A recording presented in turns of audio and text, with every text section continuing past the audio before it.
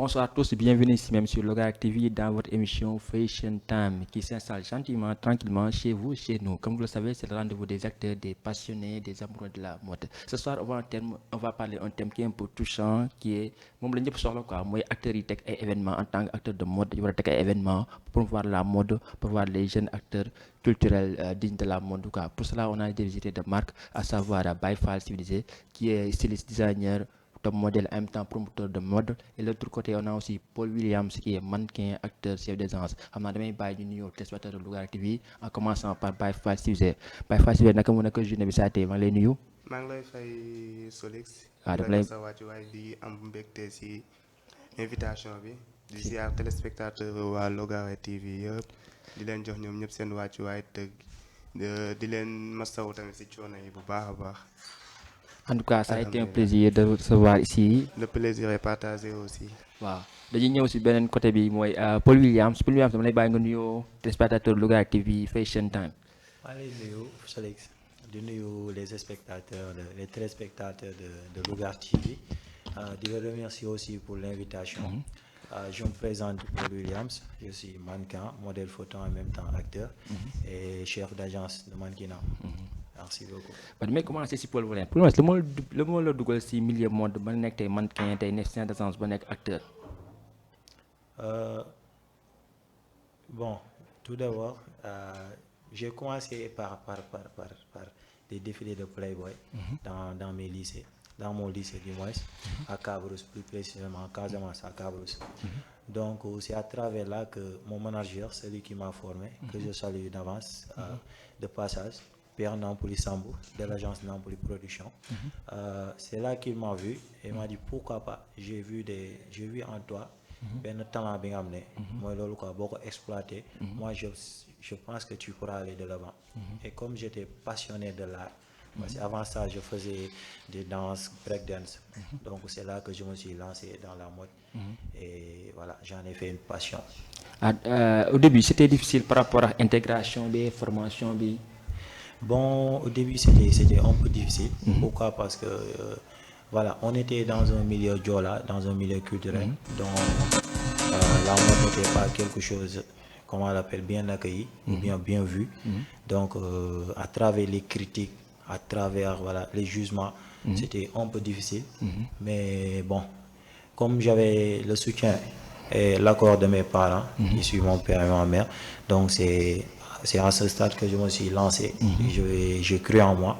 C'était difficile encore une fois, c'était pas facile. Ouais. Ban pays nga basé woon ban région nga jógee. Je viens de Ziguinchor, plus précisément dans la commune de Diembéring. Ok, c'est vrai. boo xoolee foofu mode bi xawoon na un petit peu pratiquement boo xoolee mannequin yi ici yu bëri dañuy évoluer fu la ñu jógee quoi en général quoi ñu daa mel bëgg nañu mode à 100%, on dirait la région de Ziguinchor. Ouais, il y a beaucoup de mannequins qui viennent de Ziguinchor, mais le milieu, c'est-à-dire la mode n'est pas trop développé là-bas. Okay. Je prends exemple dans ma commune. Notre agence est le premier agence de mannequinat ouvert là-bas. Et on fait partie des premiers mannequins qui luttaient pour que le mannequinat soit reconnu là-bas. Donc on a grâce, parce que depuis qu'on a pris avec la Miss Alberta, Miss Sénégal 2019, ça a aidé à nos parents d'ouvrir les yeux, de comprendre que la mode n'est pas quelque chose comment on l'appelle, de négatif. Ouais. Surtout valoriser la région à travers ses talents, à travers aussi la mode. Oui, effectivement. Raison pour laquelle notre manager avait tendance à chaque fois, lorsqu'on organisait des défilés, ou bien lorsqu'on avait des défilés dans le secteur, il imposait qu'on ouvre avec une tenue traditionnelle, c'est-à-dire valoriser la culture, pour que les gens puissent comprendre que la mode, c'est quelque chose qui nous permet de valoriser tout d'abord notre personne. C'est-à-dire les stylistes que vous voyez, la majeure partie quand tu crées, ils créent en faveur, c'est-à-dire, je peux dire la majeure partie des créations, quand tu le portes, ça parle au fait. Ça parle, c'est des messages qu'on lance, c'est-à-dire à travers la culture, ou bien, voilà. Donc ça permet de valoriser, d'avoir une vitrine des réalités culturelles de la commune ou bien d'une région en général quoi. Les damay ñëw si Baye Fall Civilisé. Baye Fall Civilisé quoi loolu dugal si milieu mode ba tey ba nga nekk styliste designer tey ba nga nekk tey promoteur de mode. waaw lu ma dugal si milieu bi moom dama yàgg a bëgg créer. depuis temps xale ba léegi. ndax bañoon naa ko ba su may dem école sax ay sac yu may yóbbu de man maa ko doon defar. sama jëmmi bopp. looloo ma dugal ak di suivre yan mannequin yi ni ñuy doxalee. di dégg tamit ay mannequin yoo xam ne waaw. ce sont top. di leen bàyyi xel. loolu ma gën a poussé ba ma arrêté sama étude. ma dugg ci milieu mode bi. te dugguma ci mu ñëw rek yomb tamit. ndax période bi may bàyyi jàng métti woon na lool. ñu may naan defi la formation wala patati. mais dama ne non man ñaw laay defe soo xoolee sama ñaw tamit taxu ko woon demee noonu. en général ndax lu ci ëpp comme lu ñu gars yi di ñaw. loolu la ñuy ñaw costume africain. dañuy ëpp lu ñu ñaw man maa dem ba au fond ma changé style. changé modèle bi may ñawee. imposer sama bopp. indiwaale sama marque boo xam ne Laxasaay design laa ko jëlee. laa ko tuddee. mu doon marque boo xam ne. dafa original quoi waaw dafa original. mais damay ñëw taxawal si marque dama bëgg ñëw pourquoi Baye Fall civilisé parce que ce comportement c'est immense sama Baye Fall mais da nga dugg si civilisé bi. civilisé bi mooy. moom moo dugg si mode bi quoi. civilisé bi moo tax ma dugg si mode bi. ndax en étant Baye Fall. c'est quelque chose de loo xam ne bon gars yi suñu déggee Baye Fall rek. dañu jàpp ne da nga war a laxasaayu. nekk si liggéeyu sëñ bi. te li ñuy def tamit li may def nii di liggéey. si sëñ bi moo ko sant. loolu la gars yi comprendre wul. te man dama jóge si famille boo xam ne famille bi ñun ñëpp ay Baye Fall lañ. ñun suñu famille ñun ñëpp ay Baye Fall lañ ba si ku gën a ndaw koo si woo ñoom ñëpp Fall lañ lay wuyoo. waaw léegi nag en étant Baye Fall. moo tax ma imposé sama bopp marque Laxasaay design bi. gën a développé wàlle mode bi. indiwaale laxasaay ñu moderniser wu som nga xam ne mën nga ko sol dem si yenn milieu yi mën nga ko sol en même temps tamit dem ak moom si cérémonie religieuse yi. mais pourquoi particularité boobu ak choix wu mooy thème boobu nga utiliser pour andi différence par rapport aux autres stylistes créateurs andi sa touche bopp quoi propre. waaw pare gën na valoriser image yu Baye Fall parce que ñu kon Baye Fall en général day yalwaan wala affaire laxasaay yi fii affaire yi quoi mais Baye Fall bi dugg si mode bi c'est tout à fait rare. waaw man c'est la première fois ma gis benn Baye Fall boo xam ne dugg na si mode quoi nekk styliste ba pare andi profil bi ak image boo xam ne carrément da ngay tax nga gën a valoriser Baye Fall bi ku wane Baye Fall dafa liggéey maam sax moom dafa liggéey si. waaw mën na doon. loolu tamit jàngat la boo xam ne nit ñi war nañ koy def bàyyi xel. comme ñi naan ñi xam nga Baye Fall yi moom dañoo yomb a jànne. ndax loolu moom beneen côté la suñu si fas yéenee waxtaan. loolu moom sëñ Ba ko waxoon ndax suñu gisee rek mooy tuuma bi. waaw dañuy naan Baye Fall yi nanguwuñu liggéey dañuy wër di majaan di ñaan ak yooyu noonu. te man nii waxuma la liggéey rek mais pour ma nelaw sax problème la. jàpp naa ne waxuma am jot boo xam ne. dinaay toog bay am jotu waxtaan di naan ataaya. tout le temps jàpp naa ne war naa bu dee am naa benn sometime boo xam ne war naa si togg waxtaan yooyu noonu ma toog ko sama machine wala ma ubbi sama cahier créer si benn modèle jàpp naa loolu noonu comme muy wane ne Baye Fall moom warul toog am jot ne tout le temps daa war di actif di liggéey waaw côté googu doon daal laa basé wu tamit di sigilaale tamit Baye Fall yi c'est vrai sigil boo xam ne du taxul ñu naan sigil ndax ñoom sigil nañ ba noppi ça c'est vrai loolu dëgg la quoi dama ñëw si Paul Williams léegi moo gisee en tant que chef d'agence bon tey ngay évoluer yow Kër Mbaye Fall léegi lu tax la moo andi nécessité nga créer agence et tout ça ba jóg si côté formation yenn mannequin yi et tout ça la moo la poussé et tout ça d'accord donc pour ça j'avais un grand frère bu ma doon il m'a une fois posé la question depuis ba nga nekkee mannequin ba tey qu'est-ce que tu as réalisé ci milieu bi nga nekk je me suis posé la question man ko non j'ai fait tel défilé mu ne ma non je ne t'ai pas dit ce que tu as eu à faire c'est-à-dire ta carrière mais qu'est-ce que tu as à réaliser ci domaine bi nga nekk ma toog déglu ko mu ne ma gis boo nekkee ci benn domaine te réaliser wul ci dara mosoo si réaliser dara loolu nag échec la donc tu dois au moins dans le domaine que tu es parce que au fait nit ki si tu veux développer c'est-à-dire sa dëkk wala sa diwaan ci sa domaine bi nga maîtriser au fait nga ko mën a développer parce que tey jii day mel ni benn mannequin xamoo dara ci football nga ñëw nga ne da ngay organiser un match de football pour participer au développement de ta région ou bien de ton pays mënul nekk au fait doo dem donc si sa domaine nga mën a apporter benn retouche ou bien benn développement donc c'est là que je me suis posé la question pourquoi pas créer quelque chose c'est quelque chose mu fekk si man ak sur place parce que j'avais beaucoup de jeunes yi nga xam ne ils m'ont sollicité dama bëgg a doon mannequin dama bëgg a doon mannequin dama bëgg a doon mannequin. Bon cette confiance bu ñooñu gis ba venir envers moi en général la majeure partie quand je les oriente dans d'autres agences d'ailleurs si nit ki da leen amul problème. Donc je me suis dit que ñooñu kon man lu ñu gis ci man moo tax peut-être man maa leen attiré. Donc si je les aide pas échec bu ma sama doon grand doon wax muy noonu. C'est en ce sens que j'ai créé l'agence. Je l'ai surnommé Willy Model Agency. Et le pourquoi Willy Model Agency parce que mon nom en tant que modèle c'est Willy Model. Donc je l'ai pris Willy Model Agency en se basant sur mon surnom de modèle. Ouais.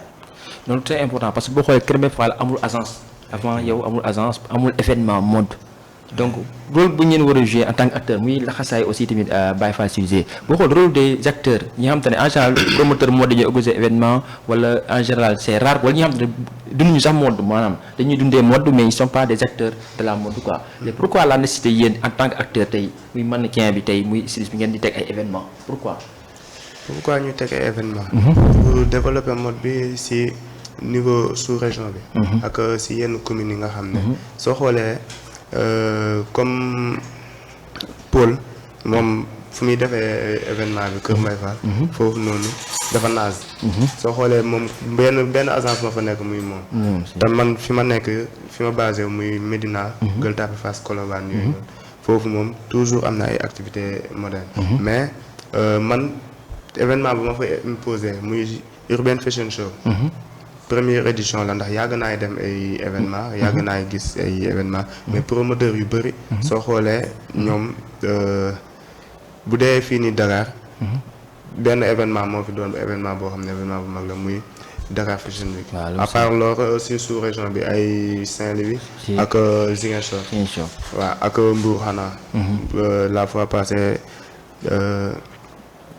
Mbour Fashion Week peut-être Côte Fashion Week moom ñoom ñoo fi nekk mais pourquoi pas ñun mën nañu imposer suñu bopp loo xam ne c'est quelque chose d'original culture urbaine boo xam ne dañuy ñëw imposer ko nit ñi tamit comme ça parle l'art ça parle comme événement bi ñun première édition bi j'ai pris thème recyclage et lutte contre la pollution non c'est léegi dañuy ñëw te ngay tax si côté boobu ñu ñëwaat si côté boobu noonu léegi ma pollution tax ngeen décidé di créer ay événement te initiative teg événement Mon initiative comme Baye Fall vient de le dire tout à l'heure rek maanaam chaque domaine boo ci nekkee yaay xool noo koy développer yaay xool nooy jàpp ci développement bi c'est bien beau chaque fois gars yi di organiser ñu dem participer mais yow ban retouche nga mën a apporter ci mode bi en tant que acteur de la mode donc pourquoi c'est la nécessité d'organiser des événements ouais donc parce que nekk comme ça ni mu ko waxee rek les événements se sont centralisés benn milieu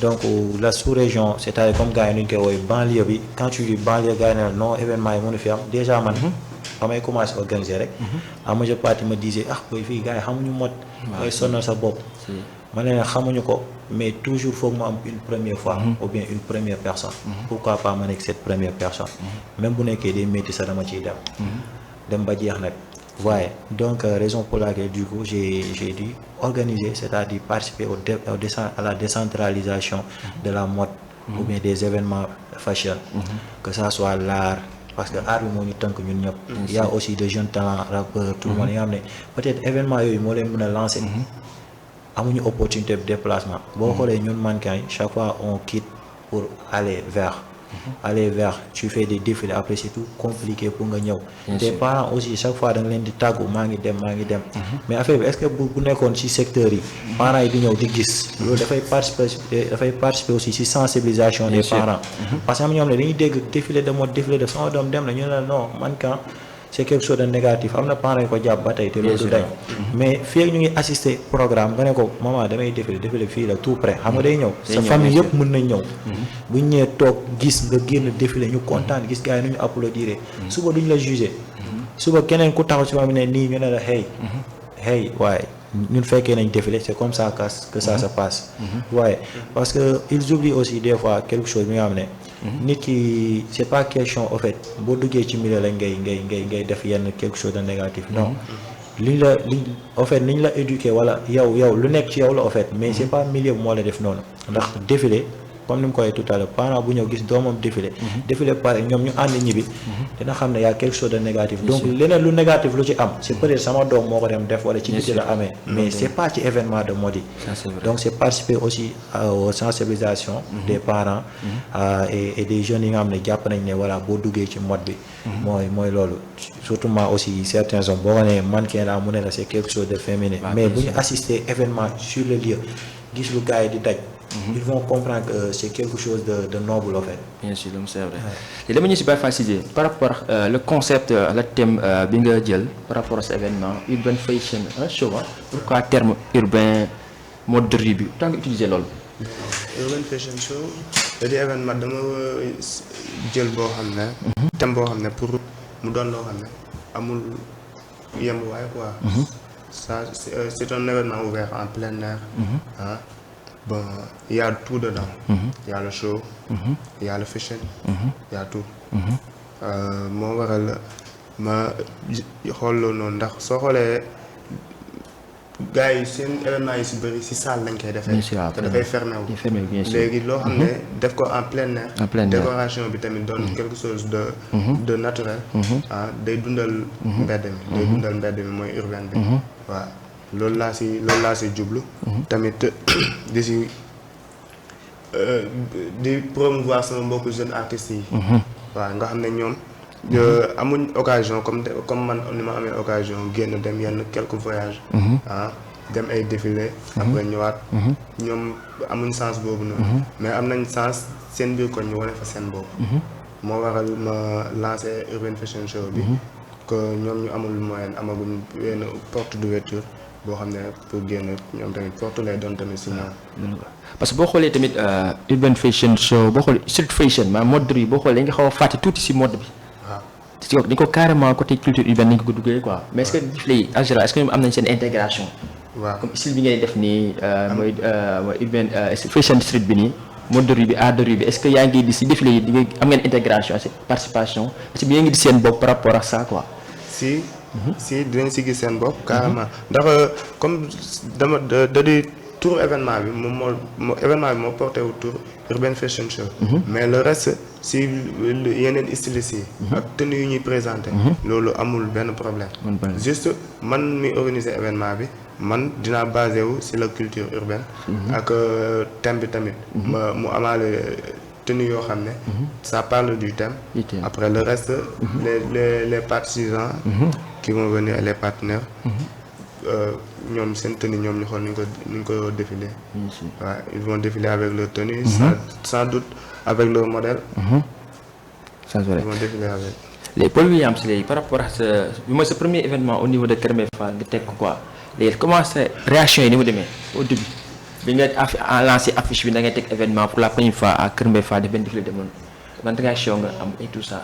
Au fait loolu ba mu ko lancé automatiquement j'ai eu beaucoup de réactions. Les gens c'est-à-dire yow amoo fenn fooy organiser fu Kër Mbaye Fall au fait lu tax ciblé wu beneen lieu il commençait à me proposer d'autres lieux. ni boo organiser fii boobu ma ne man au fait Kër Mbaye Fall laa ciblé. te dara lu tax ma dellu ginnaaw. te comme ni ko waxee comme premier événement. c'est un peu difficile. gars yi voilà. non mën nga xaar peut-être ba am lii ma ne en fait je n'attends rien peut-être xaaruma nit pour def lu may def je vais m'y lancer képp ku pare aussi mu ñëw jàppale ma ñu ànd tu vois parce que milieu bi benn secteur boobu du ma ne ñàkk gëm seen bopp mais peut-être benn manque de confiance que ne loolu mun na am ci secteur bi moo poussé peut-être à la majeure partie de me dire que voilà secteur bi au fait boo ko organisé gars yi ma ne au fait c'est moi qui vais les pousser à le vouloir au fait en faisant comment dama lancer directement automatiquement à mes camarades c'est-à-dire des acteurs de mode des acteurs de la mode à savoir les stylistes les mannequins que ça soit foofu mënti nekk man je me dis que ñooñu bu ñu ñëwee ñee gis gars yi ñu ñëw avec la majeure partie heureusement je travaille aussi avec PDD production bi nga xam ne mu ngi ci biir secteur bi mu nekk benn agence d'événementiel moom aussi jàpp na ci pub bi parce que gars yi fay ñëw di ñëw def shooting photo ainsi de suite il te parle de l'événement parce qu'on travaille ensemble donc ñenn la majeure partie ce qui me faisait rire des fois mooy bu leen ne défilé de mode gars yi ne ko défilé de mode yow daal ñëw yow affaire yi. waaw fii kenn koy xaar la. waaw fii kenn koy xaar défilé de mode. Mais non attends kii mooy non allez venez et vous allez voir quoi en fait. Raison pour laquelle pour attirer aussi plus de gens dama bàyyi certains artistes. inviter certains artistes parce que ñun ñëpp comme ni ma ko waxee tout à l'heure ñun ñëpp ñoo bokk art bi moo ñu tënk. inviter leen. parce que lu mu dee peut-être boo amulee am ñu am ne boo leen woowee ci am na peut-être benn rapport buy ñëw. moo leen gën a yomb ñu ñëw. parce que l'idée m'est venue avec PDD. moo ma ne fii gars yi rap la ñu gën a dund. bien sûr waaw la mu seetlu moom. rap lañ gën a dund.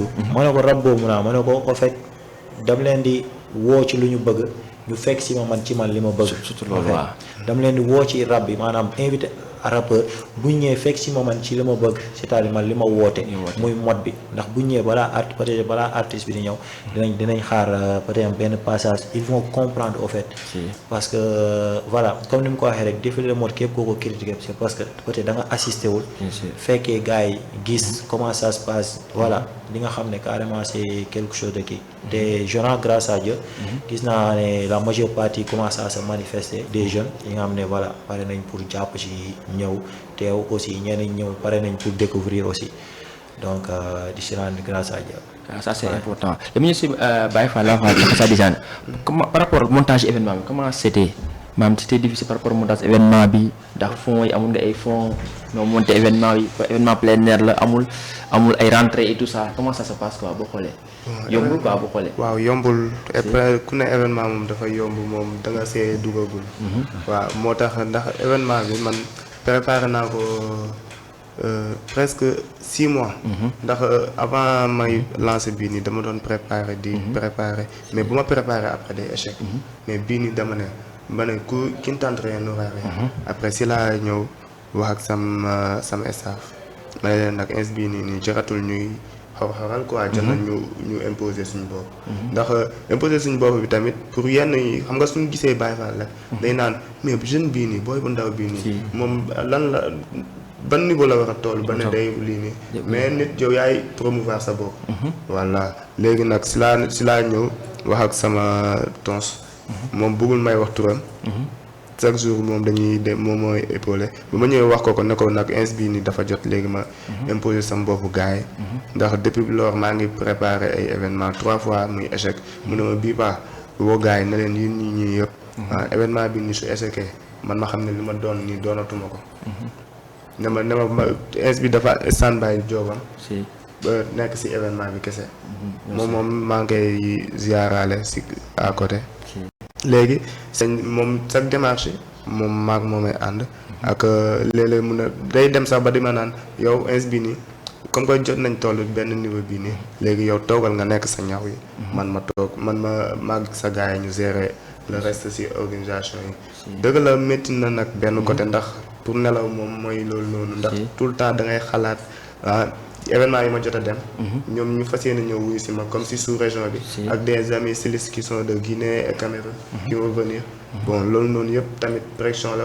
pour coûte que coûte événement bi doon loo xam ne c'est quelque chose d'ouf te en plein air tamit du doon lu yomb waaw ndax da di loo xam ne séntuwoo si dara man séntuwuma si xaalis séntuwuma si dara lenn rek laa si séntu pour développer culture urbaine bi sama secteur loolu kese laa si lii ni te soo xoolee Gueule Tapée Fass Colobane de culture urbaine bi dafa xaw a naas ndax jeunes yi soo xoolee soo waxee rek dañuy naan foofu Gueule Tapée Médina yooyu noonu booy moom dañoo bëgg vie facile te or que du loolu noonu loolu tamit laay lutéale benn côté suñu gisee benn jeune boo xam ne mu ngi yëngatu si lenn bëri na ay playboy bëri na ay boy yoo xam ne sont des top modèles ak yooyu noonu mais ñoom duñ manifester wu foofu noonu ñoom tout le temps ils sont à leur coin après événement dañuy génn suñu jugee événement ñëwaat nañ toogaat seen secteur jamais nga gis leen ñu nekk foofu noonu di manifester wu pour wane ne ñoom ñu ngi si milieu bi waaw loolu tamit laa gën a bëgg a promouvoir pour ñu xam ne ñii ni si koñ bi lañ dëkk si secteur bi lañ nekk si lii la ñuy yëngatu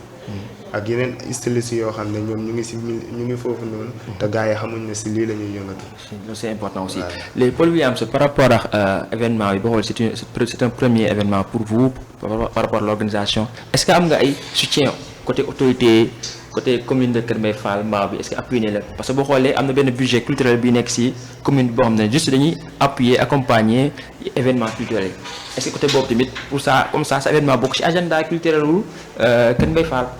Effectivement, bon, côté boobu un de mes grands Good John que je salue aussi de passage mu ma si doon wax ne ma booy rapprocher autorité bi rapprocher gars yi rapprocher ma ne ko c'est vrai c'est bien beau peut-être booy organiser événement tu vois nga rapprocher les autorités mais en tant que jeune des fois quand ce premier événement tak nga rapprocher les autorités des fois la majeure part ils ont tendance à voir est-ce que kii ñëwul business est-ce que ñëwul wutu xaalis est-ce que et je me suis dit je vais me lancer avec les moyens du bord damay dem avec les moyens du bord peut-être nag entre temps bu kenn entre ñoom déggee ñëw pare pour indi apport je suis prêt à recevoir l'aide de tout le monde mais pour un premier événement damay dem avec les moyens du bord dans ce cas bu bii jàllee xaaruñ ci xaalis xaaruñ ci bénéfice réussite rek lañ ciy xaar réussite totale bu jàllee ñu teg ko dem tegal leen nos autres projets wala ne carrément am na luñ teg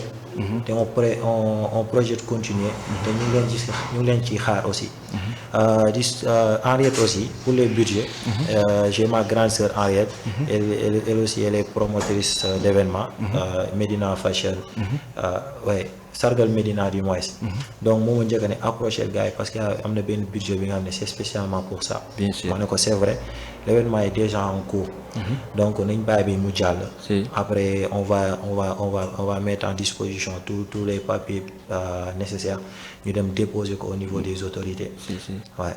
Et pour Rob Juot aussi, c'est une association de Djembéré qui m'ont aussi sollicité pourquoi pas en tant que jeune de la commune qui est en train d'innover aussi, de rapprocher au niveau de la mairie, même la maire de Djembéré parce que voilà, c'est leur devoir aussi de te soutenir.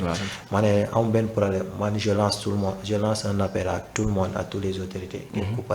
N'empêche pas, dinaa def lu ma war en tant que jeune les rapprocher aussi wan leen mon projet surtout parce que c'est important parce que tamit foog nga rapprocher ci ñoom bon est-ce que nga présenter leen concept bi ak projet bi comme ça nga invité leen ñu xam ne kat carrément kat pour la première fois benn événement mode mu ngi am ci biir Kër Mbaye Fall sa commune la que mais bi dafa accompagner loolu que c'est normal que lu muy accompagner yenn conseils urbains yi quelque chose comme ça am na droit boobu accompagner mode bi parce que mode dafa am benn place mu am importance boo xam ne am na ko biir commune de Kër Mbaye Fall quoi léegi dama ñëw si kii Baye Fall civilisé léegi Baye par rapport ak yéen autorité est-ce que gis nga autorité yi yeex est-ce que am nga soutien autorité aussi ak commune bi nga nekkee mooy nga tapé Fass Colobane et tout ça. bon lu jëm si wàllum autorité yi moom loolu moom man kiiwuma si carrément quoi basé wu ci quoi waaw basé wu ma si carrément ndax comme moom damay soog a commencé damay demal sam bopp après ñoom ma indil leen résultat léegi mais teewul tamit lancé naa appel def naa ay dépôt ku ma wuyu si tamit ma wuyu ma jël ku ma jàppale si bés bi ma jël mais n'empêche que man sama propre moyen laay demee waaw sama propre moyen laay demee ak sama staff bi may jàppale tamit ñoom ñoo nekk si ginnaaw. par rapport tamit concept bi ngay def mooy urban fashion am na fonds des cultures urbaines quoi. waaw fonds moom destiné à la culture urbaine ak industrie créative te tey événement bi ngay def mooy street fashion la. day promouvoir l'art de la rue mode de la rue. est-ce que mi ngi sollicité leen par rapport ak fonds yi octroyé de ce fait que yow mën la au moins subventionner wala appuyer ce projet boobu noonu quoi. bon loo xam nga Sénégal nag moom da di affaire da di dëkk boo xam ne dafa xaw a doy waar. comme soo nekkee ci milieu. te amoo bras long wala amoo koo xam ne dañ lay épauler. si lu jëm ci wàllum ministère de la culture wala ci yeneen domaines yi ci ministère yi au niveau de la ministère papier boo déposé du am décharge quoi loolooy problème bi am suivi bi quoi bi ci war quoi waaw mais loolu du am mais loolu tamit dëgg la ci la bokk mais bien sûr l'homme ku jéemul doo mën voilà c'est ça quoi man loolu laa ko jàppee mais damay dem pour développer sama gox mais ku ma si wuyu si tamit si ñoom magum gox bi ku ma si wuyu ji ma jël teewul man moom maa ngi dem bien sûr teg naa benn tànk bi moom mu ngi si yoon bi di incha allah en tout cas droit la c'est normal parce que boo xoolee budget bi léegi mu ngi si 1 milliard donc boo xoolee mode am fa place mooy urbaine bi mooy mode de rue bi donc war nañ mën a subventionner événement street fashion yi yi am ci côté culture urbaine c'est normal kon donc rapproché ñoom côté direction des arts imposer même fekkee sax premier événement bi jàll na sax mais invité leen ñu ñëw seetaan découvrir loolu c'est important quoi ñu gis ay preuves par rapport à ce que tu avant ce que tu fais par rapport à mode surtout mode de rue quoi léegi Paul William léegi par rapport ak événement bi kañ lay doon ba pare yéen styliste lañ mën a xaar ci événement bi et tout ça. Bon, événement oui, c'est yegsi na ba pare. On est dans la samedi là, samedi 13 mai. On est fan. Parlez là. On est dans la semaine décisive, c'est-à-dire dernière semaine bi nga xam ne ci ngay def say dernier réglage. C'est pour le samedi 13 mai, muy samedi bii nii di ñëw.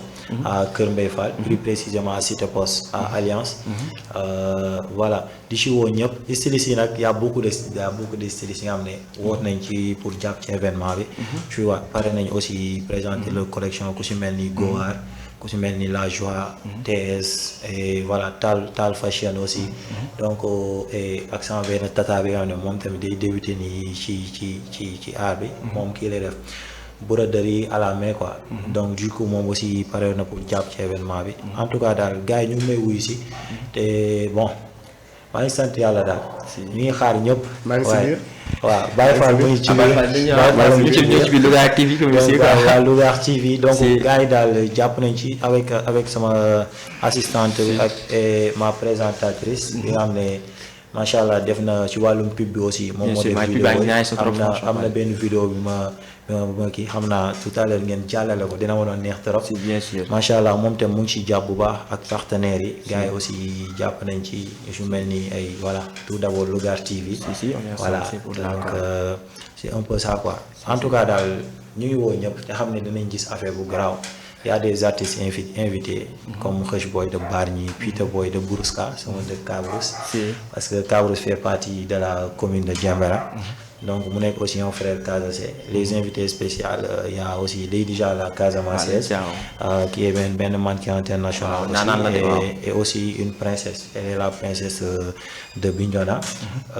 Notre marraine aussi, elle a salué aussi de passage, Adji, Chic Style. Bon, quand on parce que j'avais écrit beaucoup de demandes de parrainage, tu vois. Donc moom dañoo déplacé wu fekk ko place am toog xaaru sañu bind ko lettre ñëw expliqué ko projet bi teg automatiquement mu ne parrainage pour jàpp ci temps yii sax dafa xawoon tawat di ko masaw di ko ne yàlla na tane bu baax mais n'empêche woote na ne carrément di laa ci wat date bi ne carrément parrainage aussi pour jàpp ci à 100%. te ñu ngi koy remercier aussi dina encore une fois appel yu ñu jotoon lancé yëpp ñu ngi xaar ñëpp. ñu képp ku pare pour jàppale ñu sax ñu ngi la ci woo mais n'empêche aussi comme ni ko Baye Fall waxee rek ñu ngi dem képp ku pare pour gunge ñu ci yoon bi rek l'essentiel dinañ teg première pierre bi construction bi nag ñu ngi ci woo ñëpp maçon yeeg menuisier bi fee ñu ngi woo ñëpp ñëw jàpp ci affaire bi ñu tabax ko voilà ba mu doon benn étage bu mag a mag. En tout cas le 13 du yomb avec comment dirais-je Willy Model Agency Alliance Kër Mbaye Fall bu leen ko fàtte. Tulen ko ci agenda bi samedi prochain la inshallah rabbi léegi Baye Fall Cissé sa événement bi kañ la fan lay amee yan istis la ñuy xaar sa événement bi et tout ça. Bon sama événement bi le 27 mai la. à Gueule Tapée terrain Xerew.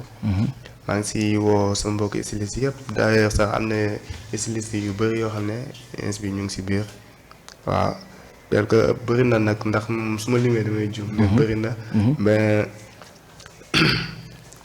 ak ay yenn artistes yoo xam ne ce sont des artistes invités aussi ñoom ñu ngi si biir tel que l'enfant chéri de la Médina El Hadj Keita Sidi Diop aussi il est dedans ñoom Pape Birahim ay ñoom Son Altesse gars yooyu noonu ñoom ñu ngi si biir stylistes yi moom dama ko def mu doon surprise quoi ndax da yëfu dof lay doon comme que man moom si milieu bi ëpp heure bu may dem su ma nee su ma laajee sama collection de Saint-Louis Fashion Festimot bi kii bi collection yëfu dof laa fa créé woon laa fa yóbbu woon léegi événement bi nii tamit ñu bëri dañu naa xanaa yëfu dof nga fi indi waaye ma ne moo tax moo waral ma génn si mbedd mi waaw moo waral ma génn si mbedd mi yëfu dof daal wala ñu nekk si mbedd bi quoi waaw moo tax waaw moo tax mi nekk recyclage ak lutte contre la pollution surtout loolu c'est important am na samay mbokk stylistes yu bëri ñoom comme genre domaine yooyu noonu la ñuy yëngatu ak ñoo xam ne ñu ngi si wàllum tenue classique yi ñoom ñëpp ñu ngi si biir aussi ak ñu fas yéene jóge si sous région bi tel que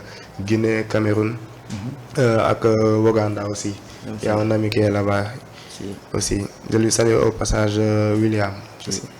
en tout cas gars yi bu leen fàtte le 27 mai Baye Fall civilisé moo xewee la xasaay design terrain Gueule Tapée bu nga fàtte tamit di waxaale mannequin ñu préparé casting bi xam naa ne affiche de lancement bi il est en cours. va sortir ce soir incha allah.